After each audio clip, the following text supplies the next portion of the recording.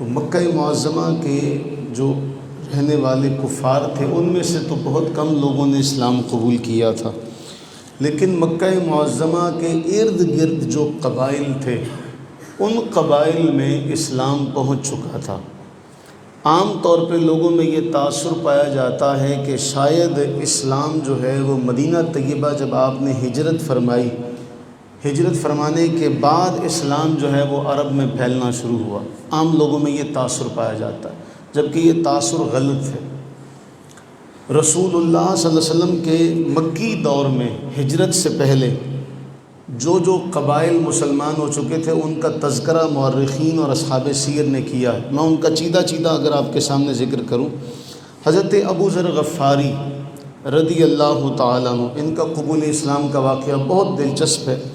ان کا قبیلہ مسلمان ہو چکا تھا، اور یاد رہے کہ ان کا جو قبیلہ تھا یہ بنو کنانہ کی ایک بہت بڑی شاخ کہلاتی تھی، اور یہ مکہ معظمہ اور مدینہ طیبہ کے درمیان جو ایک بین الاقوامی انٹرنیشنل جو رستہ تھا تجارت کا، اس شاہراہ عام پر ان کا قبیلہ تھا۔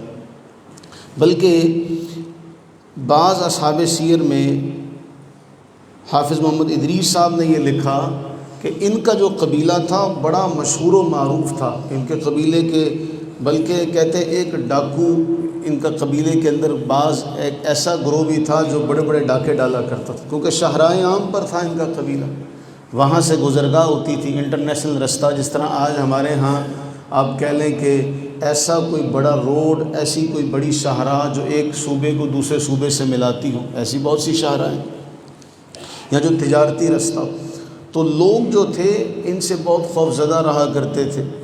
تو ان کا قبیلہ جو ہے یہ مسلمان ہو چکا تھا، اور جب حضرت ابو ذر غفاری رضی اللہ عنہ نے اسلام قبول کیا تو اور صحن حرم میں آ کے اعلان کرتے ہیں تو مکہ والے سارے آپ پر ٹوٹ پڑے۔ تو حضرت عباس رضی اللہ تعالیٰ عنہ نے آ کے بیچ بچاؤ ان کا کروایا، کہتے ہیں تمہیں خبر نہیں ہے کہ ان کے قبیلے کے آگے سے تمہارا تجارتی قافلہ گزرتا ہے، اگر ان کا قبیلہ تمہارے مخالف ہو گیا تو تمہاری تو تجارت ختم ہو جائے گی۔ یوں حضرت ابو ذر غفاری رضی اللہ تعالیٰ عنہ جو تھے وہ ان کے شکنجے سے بچے تھے۔ تو ان کا قبیلہ مسلمان ہو چکا تھا، اور ایک اور بہت بڑی شاخ تھی قبیلہ کنانہ کی، بنو بکر، وہ مسلمان ہو چکے تھے۔ مکہ معظمہ کے مغربی سمت ایک بہت بڑا بدوی قبیلہ تھا، بدوؤں کا، اس کی 3 بڑی شاخیں تھیں۔ ان 3 بڑی شاخوں میں سے 2 بڑی شاخیں جو تھیں وہ مسلمان ہو چکی تھیں مکی دور میں، اور انہی قبائل میں سے بنو اسلم قبیلہ بھی تھا جس کے حضرت ربیہ رضی اللہ تعالیٰ عنہ فرد تھے، اور جنہوں نے 70 سواروں کے ساتھ ہجرت کے موقع پر اسلام قبول کیا تھا۔ اسی طرح قبیلہ بنو سلیم، اس کے لوگ بھی مسلمان ہو چکے تھے۔ مکہ معظمہ کے مشرق میں واقع جو قبائل تھے ان میں بہت بڑا قبیلہ تھا بنو خزیمہ، اس قبیلے کی شاخ میں سے جو قبائل تھے اس کے کئی افراد مسلمان ہو چکے تھے، بلکہ کئی احباب حبشہ کی ہجرت میں بھی شامل تھے۔ پھر مشرقی علاقوں میں ایک بہت بڑا قبیلہ بنو غطفان تھا، وہاں بھی اسلام پہنچ چکا تھا۔ یہ مکہ معظمہ کے مشرق اور مغرب میں بہت بڑے قبائل جو تھے یہ مسلمان ہو چکے تھے۔ جو تجارتی قافلے کا رستہ تھا اس راستے پہ حضرت ابو ذر غفاری کا قبیلہ تھا، وہ مسلمان ہو چکا تھا۔ یمن کے قبیلہ دوس میں اسلام پہنچ چکا تھا، یمن کے قبیلے ہمدان میں اسلام پہنچ چکا تھا۔ پھر بحرین کا قبیلہ، اچھا آج بھی وہ موجود ہے۔ یہ دعا کریں اللہ تعالیٰ کامیابی عطا فرمائے۔ ہمارے شیخ ابن بشیر الحسینوی حفیظہ اللہ، انہوں نے اس پر متعدد اسفار سفر کیے کہ وہ قبیلے جو صحابہ کرام رضوان اللہ تعالیٰ علیہ مجمعین کے قبیلے ہیں، ان قبائل میں جا کے کچھ تفتیش تحقیق کی جائے، کچھ تاریخی معاملات، کچھ حقائق جو ہیں وہ تلاش کیے جائیں۔ تو وہ حضرت ابو ہریرہ رضی اللہ تعالیٰ عنہ کے قبیلے میں گئے، حضرت ابو طفیل عمر دوسی رضی اللہ عنہ کے قبیلے میں گئے، تو ان کے اسفار بلکہ کل وہ روانہ ہو چکے ہیں یہاں سے عمرے کی سعادت کے لیے بھی، اور وہاں اسفار بھی انہوں نے یہ کرنے۔ تو بحرین کا جو قبیلہ ہے یہ موجودہ دور میں قطر اس کی اور کویت کی جو درمیانی پٹی ہے، کئی سو میل پر پھیلا ہوا یہ علاقہ ہے۔ اس کا موجودہ نام ہے الاحساء۔ الاحساء کا جو قبیلہ ہے یہ رسول اللہ صلی اللہ علیہ وسلم کے مکی دور میں مسلمان ہو چکا تھا، اور اس کے بارے میں یہ بھی اس کو اعزاز حاصل ہے کہ مسجد نبوی شریفہ میں جب جمعہ پڑھا گیا، اس جمعے کے بعد جو پہلا جمعہ تھا وہ بحرین کے قبیلہ عبد القیس کی جو مسجد ہے جواسہ، وہاں پڑھایا گیا تھا۔ اسی طرح یمن کا قبیلہ ازد، یہ بھی مسلمان ہو چکا تھا۔ اب یہ وہ قبائل ہیں جو مکہ معظمہ کے ارد گرد مشرق میں مغرب میں مسلمان ہو چکے تھے، یمن کے قبیلے مسلمان ہو چکے تھے، ان قبائل میں اسلام پہنچ چکا تھا۔ رسول اللہ صلی اللہ علیہ وسلم چاہتے کیا تھے؟ یہ قبیلے جو تھے تھوڑے تھوڑے طور پہ مسلمان ہوئے تھے، ان کے متعدد افراد مسلمان ہو چکے تھے، لیکن قبائلی حیثیت سے یہاں ابھی اسلام نہیں پھیلا تھا۔ رسول اللہ صلی اللہ علیہ وسلم چاہتے تھے کہ ایک اسلامی ریاست قائم ہو، چاہے وہ چھوٹے پیمانے پر ہی کیوں نہ ہو۔ اس لیے اللہ کے نبی سرور عالم صلی اللہ علیہ وسلم سب سے درخواست کرتے، لیکن مکہ معظمہ کے جو کفار تھے ان کا اثر و رسوخ پتہ کتنا اہم تھا، اس کو سمجھنا ضروری ہے کہ اسلامی جو اس دور میں ریاست تھی وہ قائم کرنا بہت مشکل تھا۔ اس لیے کوئی بھی سامنے آ کر کفار مکہ کے سامنے آ کر ڈٹ کر کھڑا نہیں ہو سکتا تھا۔ رسول اللہ صلی اللہ علیہ وسلم نے ان سب قبائل سے کہا تھا کہ مجھے اپنے ہاں لے چلو، مجھے اپنے ہاں لے چلو، وہاں چل کے ہم اس ریاست کا اعلان کرتے ہیں، لیکن سب قبائل نے معذرت کر لی تھی۔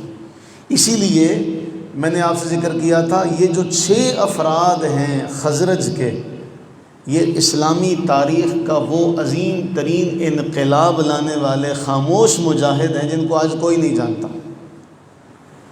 ان مجاہدوں کا تاریخ میں وہ حصہ ہے کہ آپ اس کا اندازہ نہیں لگا سکتے۔ رسول اللہ صلی اللہ علیہ وسلم نے جب یہ معاملہ، جب یہ مہم جو تھی اس کا اعلان کیا، تو اب آپ سمجھیے گا، ہجرت کر کے جب مدینہ طیبہ آئے تو اب تھوڑا سا اثر و رسوخ ان کا سمجھنے کے لیے چند ایک باتیں آپ کے سامنے عرض کرتا ہوں۔ ایک تو کفار خانہ کعبہ کے متولی تھے، اس لیے اس زمانے میں ان کی بڑی عزت تھی، بڑا روب دبدبہ تھا کہ جی اللہ کے گھر کے یہ نگران ہیں، اس لیے اسی وجہ سے لوگ ان کا احترام کرتے تھے۔ اور تجارت اور معیشت کے اعتبار سے ان کا دور دور تک تعلق تھا۔ میں آپ کو ایک چھوٹی سی مثال اس کی دوں، اگرچہ یہ مناسب نہیں ہے لیکن سمجھانے کے لیے۔ پاکستان ایک اسلامی ملک ہے، اس میں کوئی شک شبہ نہیں۔ سعودیہ ایک اسلامی ملک ہے، لیکن سعودیہ نے تجارتی تعلقات سارے ہندوستان کے ساتھ کیے ہیں، آپ کے ساتھ نہیں کیے، کیونکہ جہاں ان کو فائدہ نظر آتا ہے وہ وہاں اپنے تعلقات مضبوط کرتے ہیں۔ اب ہندوستان سعودی عرب کا بڑا مضبوط حلیف ہے، پاکستان تو کہیں پیچھے نظر آتا ہے۔ یہ تجارتی جو تعلقات ہوتے ہیں ملکوں کے، اس میں مفاد اپنا بہت اہم ہوتا ہے، اپنے مفاد کو سامنے رکھا جاتا ہے، باقی کوئی معاملہ نہیں ہوتا۔ آج صرف مسلمانوں میں ایک پاکستان ہے جو اسرائیل کو نہیں مانتا، باقی سب ملکوں نے تسلیم کیا ہوا ہے، اور وہ بڑے بڑے اسلامی ممالک ہیں، تو وہ اپنی تجارت کو سامنے رکھتے ہیں کہ بھی دنیاوی فوائد سامنے رکھے جائیں تو اس چیز سے فائدہ اٹھایا جائے۔ ہم لوگ جذبات کی گنگا میں بہنے والے عقل سے ماورا لوگ ہیں، کیونکہ ہمیں بہت بعد میں عقل آتی ہے۔ تو یہی معاملہ اس دور کے لوگوں کو بھی تھا کہ ان لوگوں کا تجارت کا جو تعلق تھا کفار مکہ کے ساتھ بڑا مضبوط اور گہرا تھا۔ وہ جو بھی ہو جائے نبی سرور عالم صلی اللہ علیہ وسلم کی خاطر کفار مکہ سے دشمنی مول نہیں لے سکتے تھے۔ اور پھر اس میں یہ تھا کہ حج کے موسم میں مکہ معظمہ میں کئی بازار لگتے تھے، سارے ملکوں کے لوگ آتے تھے۔ اگر کفار مکہ سے دشمنی مول لیتے تو ان کا وہ تجارتی سلسلہ بند ہو سکتا تھا، اس لیے کوئی بھی کفار مکہ کے سامنے نہیں آتا تھا۔ یہ وہ وجوہات تھیں جن وجوہات کی بنا پہ مکہ معظمہ کے اندر کفار کا اثر و رسوخ تھا۔ اس اثر و رسوخ کی بنا پر کفار مکہ جہاں چاہتے جو چاہتے کروا سکتے تھے اور کرتے تھے۔ اب نبی سرور عالم صلی اللہ علیہ وسلم جو ہے مدینہ طیبہ تشریف لے آئے، آپ نے یہاں یہودیوں سے کیے معاہدے، وہ معاہدہ آج بھی تاریخ کا حصہ ہے، اور اس معاہدے میں دو چیزیں بہت اہم تھیں۔ سب سے پہلے جو آپ نے کام کیا تھا، مدینہ طیبہ آ کر انصار اور قریش مکہ جو مکہ کے رہنے والے تھے مہاجرین، ان کے درمیان بھائی چارے کا رشتہ قائم کیا، یہ پہلا معاہدہ۔ دوسرا معاہدہ آپ نے یہودیوں کے ساتھ کیا تھا تاکہ مدینہ طیبہ کی جو ریاست ہے اس میں کوئی انتشار نہ پھیلا سکے۔ اس حوالے سے جو سب سے اہم بات ہے یاد رکھنے والی وہ کیا ہے، یہ جو قریش یعنی مہاجرین اور انصار کے درمیان جو بھائی چارے کے بارے میں جو دستاویز لکھی گئی تھی، بخاری کے اندر آتا ہے یہ حضرت انس رضی اللہ تعالیٰ عنہ کی حویلی میں لکھی گئی تھی۔ ذہن میں رکھیے گا، یہ جو تحریر لکھی گئی تھی پہلی کس کی حویلی میں لکھی گئی تھی؟ حضرت انس کی حویلی میں۔ اور جتنے بھی وفود آیا کرتے تھے، جتنے بھی باہر سے مہمان آیا کرتے تھے، ان مہمانوں کو یہاں اس حویلی میں ٹھہرایا جاتا تھا مسجد نبی شریفہ کے بعد۔ دوسرا جو معاہدہ آپ نے یہود سے کیا تھا وہ ہوا تھا حضرت رملہ بنت حارث رضی اللہ تعالی عنہ، یہ صحابیاں ہیں، یہ اعزاز ان کو ملا تھا۔ ان کی حویلی اور حضرت انس کی حویلی، اس حویلی میں، ان دونوں حویلیوں میں حضرت رملہ اور حضرت انس رضی اللہ تعالیٰ عنہ، ان دونوں کی حویلیوں میں بیٹھ کر یہ سارے معاہدے جو تھے تحریر ہوئے تھے۔ اب وہ معاہدہ کیا تھا؟ معاہدہ یہ تھا کہ مسلمانوں کے ساتھ ہر طرح کا تعاون کریں گے اہل کتاب یہودی، اور یہودی بھی جس طرح مسلمان اس معاہدے کے پابند ہیں، یہودی بھی اس معاہدے کے پابند ہیں۔ کوئی بھی رسول اللہ صلی اللہ علیہ وسلم کی اجازت کے بغیر اس معاہدے کی خلاف ورزی نہیں کرے گا۔ اب سب اپنے اپنے اخراجات خود اٹھائیں گے، یہودی اپنے اخراجات اٹھائیں گے، مسلمان اپنے اخراجات اٹھائیں گے، ایک دوسرے کی مدد اور ایک دوسرے کی خیرخواہی کریں گے، مظلوم کی ہمیشہ نصرت و حمایت کی جائے گی۔ اس معاہدے میں شریک ہونے والے تمام افراد یہ جان لیں کہ یہ جو مدینہ ہے یہ حرم ہے، جو بھی مدینہ طیبہ پر حملہ کرے گا اس کے خلاف سب ایک ہو کر لڑیں گے، چاہے مسلمان ہو چاہے یہودی ہو۔ یہ معاہدے کی 33 شقیں ہیں۔ کتنی؟ یہ ریاست اسلامی کا سب سے پہلا معاہدہ تھا جو تحریر میں لایا گیا، اور دنیا کی تاریخ میں اس جیسا کوئی معاہدہ آج تک اس کی مثال پیش نہیں کر سکا۔ لوگ نبی صلی اللہ علیہ وسلم کو جانتے ہی نہیں ہیں۔ رسول اللہ صلی اللہ علیہ وسلم کا یہ جملہ اپنے اندر بہت بڑا معنی سمیٹے ہوئے ہے کہ یا اللہ یہ میری قوم ہے، اس کو معاف کر دے، یہ مجھے نہیں جانتے۔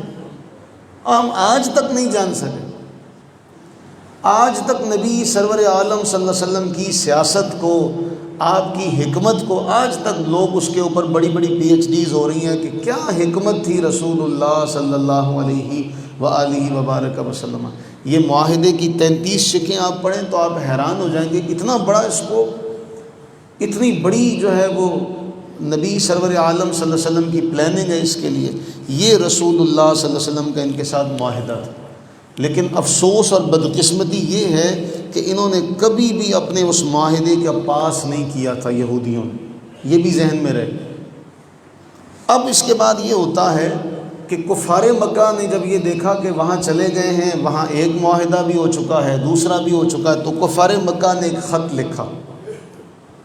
کفار مکہ نے خط لکھا، اے اہل یثرب، ہم قریش مکہ اس بات کی سخت مذمت کرتے ہیں کہ آپ لوگوں نے مکہ سے آئے ہوئے ہمارے خاندان کے ایک صاحب کو، محمد بن عبداللہ صلی اللہ علیہ حبیبہ دائما ابدا، اور ان کے ساتھیوں کو ہماری مرضی کے خلاف نہ صرف اپنی حفاظت میں رکھا ہوا ہے بلکہ بڑے جذبے اور شوق کے ساتھ ان کی خدمت بھی کر رہے ہیں۔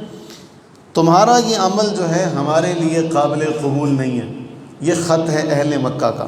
اے اہل یثرب، ہمارا آخری فیصلہ ہے، اس کو سنو۔ ہم اللہ کی قسم کھا کر کہتے ہیں یا تو تم خود ان لوگوں سے جنگ کرو جو لوگ ہمارے پاس سے تمہارے آئے ہوئے، یا تم خود ان سے جنگ کرو اور ان لوگوں کو ہلاک کرو جنہیں تم نے مہمان بنا کے رکھا ہوا ہے، یا پھر ان کے ساتھ کیے گئے جتنے وعدے ہیں، جتنے معاہدے ہیں، ان سب معاہدوں کو کالعدم قرار دو اور ان کو یہاں سے نکال دو۔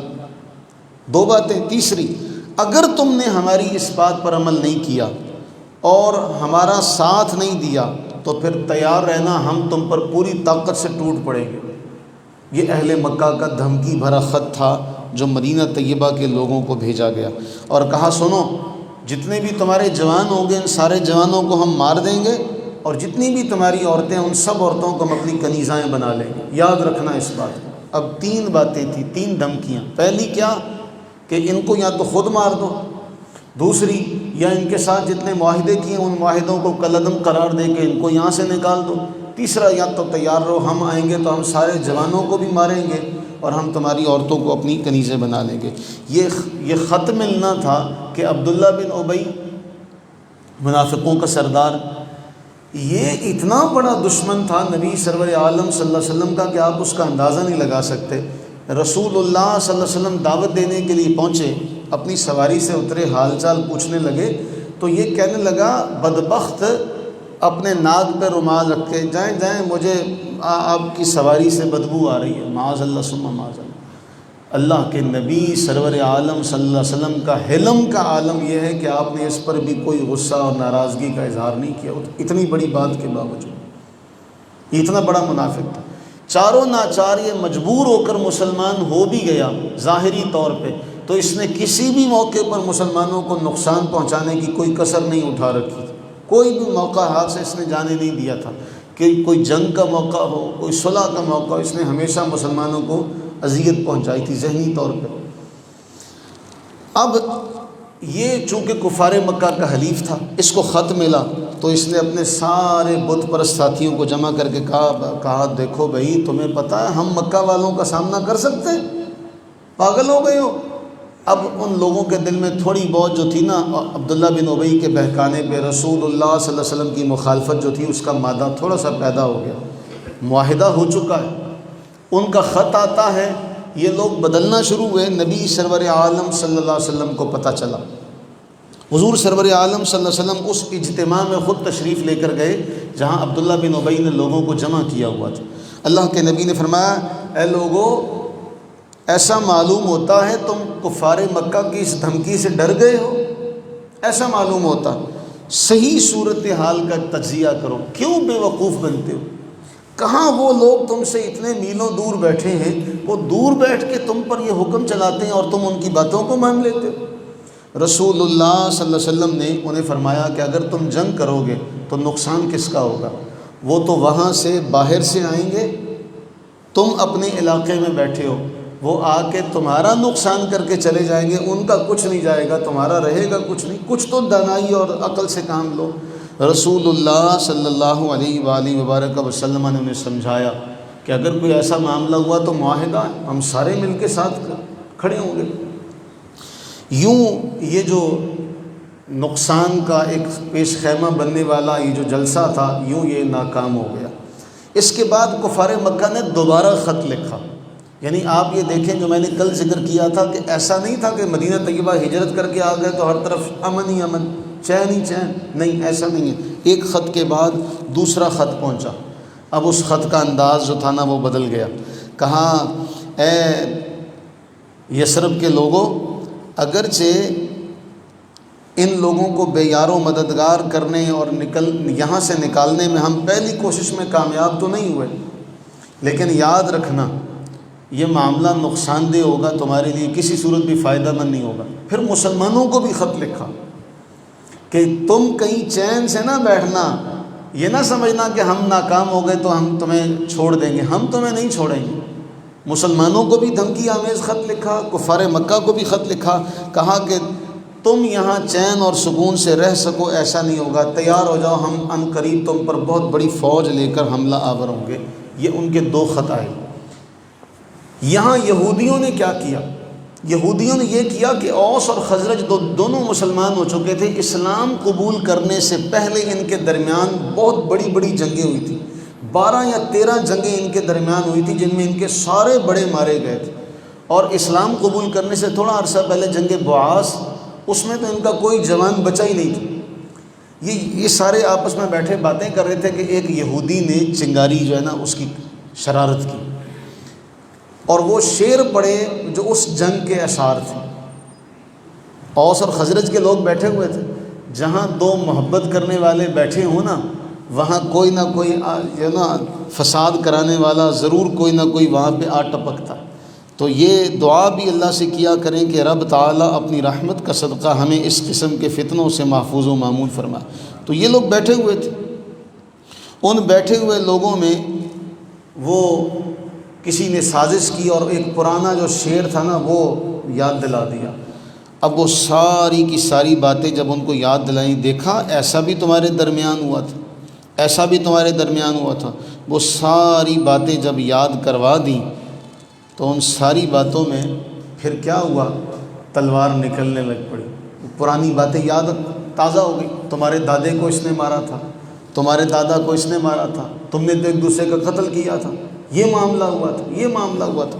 رسول اللہ صلی اللہ علیہ وسلم کی حدیث بہت اہم ہے اس موقع پر، فرمایا میرے نزدیک سب سے زیادہ برے لوگ وہ ہیں جو چغل خور ہیں، اور وہ لوگ جو آپس میں برائیاں ڈلواتے ہیں، جدائی ڈلواتے ہیں، سب سے زیادہ برے لوگ ہیں جو محبت کرنے والوں کے درمیان جدائی ڈالتے ہیں، اور وہ لوگ جو بری و ذمہ لوگوں پر عیب لگاتے ہیں، اللہ کے نبی نے فرمایا یہ سب سے زیادہ برے ہیں میرے نزدیک۔ تو اللہ تعالی ہمیں ایسا کبھی نہ بنائے۔ تو ان کے درمیان ابھی تلواریں نکل ہی رہی تھی کہ پیر کرم شاہ الازہری رحمہ اللہ نے ایسا اس کا منظر کھینچا کہ تلواریں نکلنے کو تھی کہ رسول اللہ صلی اللہ علیہ وسلم وہاں پر موجود ہوئے، تشریف لے آئے، فرمایا میرے ہوتے ہوئے تم آپس میں لڑ رہے ہو، ابھی تو میں تمہارے درمیان ہوں۔ رسول اللہ صلی اللہ علیہ وسلم نے وہاں قدم رنجا فرمایا، آپ کے قدم مبارکہ کی برکت سے دوبارہ تلواریں میان میں چلی گئیں۔ یہ کفار کی سازش اور یہ یہودیوں کی سازش، ان سازشوں کا سر کچلنے کے لیے نبی سرور عالم صلی اللہ علیہ وسلم نے کچھ اہم کام کیے تھے۔ سب سے پہلے آپ جانتے ہیں کہ کسی دشمن کو کچلنا ہو، دشمن کے معاملات کا سامنا کرنا، تو اس کی سپلائی لائن کو روکا جاتا ہے۔ جنگ کے جو حکمت عملی ہوتی ہے، جب تک آپ سپلائی لائن کو معطل نہیں کر سکیں گے تب تک آپ ان سے لڑ نہیں سکیں گے، کیونکہ ان کی سپلائی لائن تھی۔ اور کفار مکہ جس بات پر بہت زیادہ ان کو ناز تھا وہ یہ تھا کہ سال میں باقی جتنے بھی لوگ تھے ان کا ایک قافلہ جاتا تھا، یہ سال میں 2 بار تجارتی قافلہ لے کے جاتے تھے۔ مالی اعتبار سے یہ اپنے دور کے مالدار ترین لوگ تھے، مضبوط ترین لوگ تھے، ان کو کوئی فکر و فاقہ نہیں تھا۔ جیسے موجودہ دور میں صاحب بہادر امریکہ، وہ جب اس کا جی چاہتا ہے جس ملک میں چاہتا ہے جا کے اپنا پاؤں رکھ لیتا ہے، اور اس صاحب بہادر کو کوئی بھی اس کے سامنے آنکھیں نہیں نکال سکتا۔ تو اسی طرح ان لوگوں کا حال تھا۔ تو رسول اللہ صلی اللہ علیہ وآلہ وبارک وسلم نے اس سپلائی لائن کو معطل کرنے کے لیے، تجارتی اعتبار سے انہیں کمزور کرنے کے لیے کچھ حملے جو تھے، کچھ ٹولیاں، اور یہاں بھی یہ ذہن میں رہے جنگ بدر سے پہلے اللہ کے نبی علیہ السلام نے چھوٹے چھوٹے لشکر جو روانہ کیے تھے جنہیں سریہ کہا جاتا ہے، ان میں حضور نے صرف مہاجرین کو بھیجا تھا، کوئی انصار نہیں ان میں گیا تھا۔ یہ ذہن نشین رہے، ان سرایا میں صرف اور صرف مہاجرین کو بھیجا گیا کہ اہل مدینہ اپنے گھر بیٹھے ہیں، یہ تو سکون سے رہے، کیونکہ انہوں نے رسول اللہ صلی اللہ علیہ وسلم کی حفاظت کا وعدہ کیا تھا۔ اس لیے حضور فرماتے ہیں میں نے ان کو کوئی اور تکلیف نہ میں پہنچاؤں۔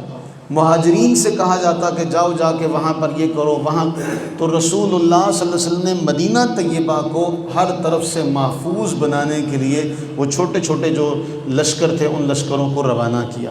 یہ وہ معاملہ ہے جس سے آگے جنگ بدر کی فضا شروع ہوئی تھی کہ لوگ یہ سمجھتے ہیں کہ جی جنگ بدر شاید ایسے ہی ہو گئی تھی، لوگوں کو اس کا پس منظر نہیں پتہ۔ لوگ سمجھتے ہیں کہ شاید جی رسول اللہ صلی اللہ علیہ وسلم تجارتی قافلے پر حملہ کیا تھا، اس تجارتی قافلے کو بچاؤ کے لیے مکہ والے آئے تھے۔ اصل لوگوں کو اس کا پس منظر نہ پتہ ہونے کی بنا پہ لوگ کہتے ہیں دیکھو جی رسول اللہ نے پہلے کیوں حملہ کیا تھا۔ تھوڑا سا عقل سے کام لیں، جب آپ ایک علاقہ چھوڑ کر آ گئے ہوں اور پھر بھی وہاں کے رہنے والے آپ کو چین سکون سے نہ رہنے دیتے ہوں، خط بھیجے جاتے ہوں، لوگ بھیجے جاتے ہوں، اور اندر بھی آپ کو سازشوں کا سامنا کرنا پڑتا ہو، تو پھر آپ کچھ نہ کچھ تو کریں گے کہ نہیں کریں گے۔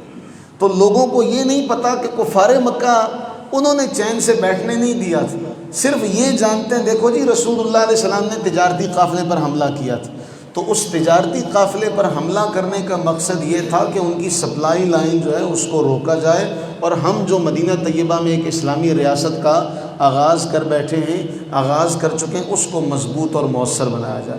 تو یہ وہ اس دور کی فضا تھی، یہ اس دور کے احوال تھے جو ہم نے آج کی نشست میں پڑھے کہ یہ مکہ معظمہ کی جغرافیائی صورتحال تھی، یہ مدینہ طیبہ کے احوال تھے، یہودیوں کے ساتھ یہ معاملہ تھا، یہاں سے آگے پھر جنگ بدر ہوئی تھی، یہاں سے پھر ہم انشاءاللہ العزیز جنگ کے احوال جو غزوات ہوئے ان کے احوال جو ہے وہ شروع کریں گے۔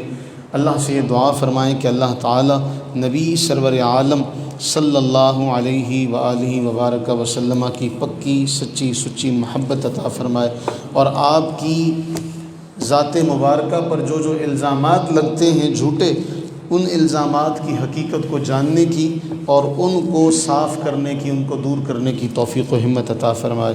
آمین ثم آمین۔